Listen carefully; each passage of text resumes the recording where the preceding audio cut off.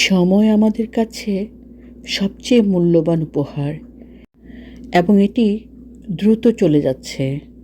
তবে সময় সত্যি কতটা সুন্দর তা প্রতিফলিত করা গুরুত্বপূর্ণ। আজ অনেক গরম ছিল, প্রচুর রোদ ছিল, 23 ডিগ্রি সেলসিয়াস সারাদিন। এই জন্য সব পাখিগুলো রোদ পোহাচ্ছে। আমার বাসার সামনেও একটা কালো পাখি অনেকক্ষণ ধরে অপেক্ষা করে তারপর উড়ে গেছে।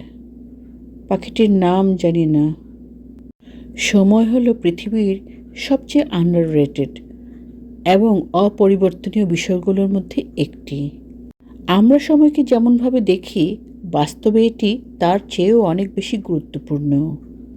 এই পৃথিবীতে যা কিছু ঘটছে, হচ্ছে বা ভবিষ্যতে ঘটবে, তার সব কিছুতেই সময়ের বিশাল ভূমিকা রয়েছে।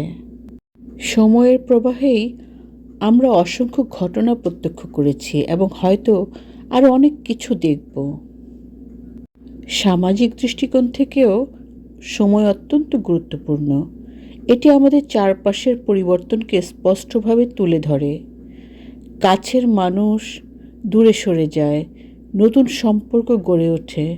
সময়ের সঙ্গে সঙ্গে চারপাশের সব কিছুই রূপান্তরিত হয়। সময়ের ধারায় আমরা শৈশব থেকে বড় হই, তারপর প্রাপ্তবয়স্ক হয়ে শেষমেশ বার্ধক্যের দ্বারপ্রান্তে পৌঁছে যাই এবং একসময় জীবনের শেষ অধ্যায়ে প্রবেশ করি। এই রাস্তাটি বন্ধ করেছে কারণ এখানে একটা অ্যাক্সিডেন্ট হয়েছে।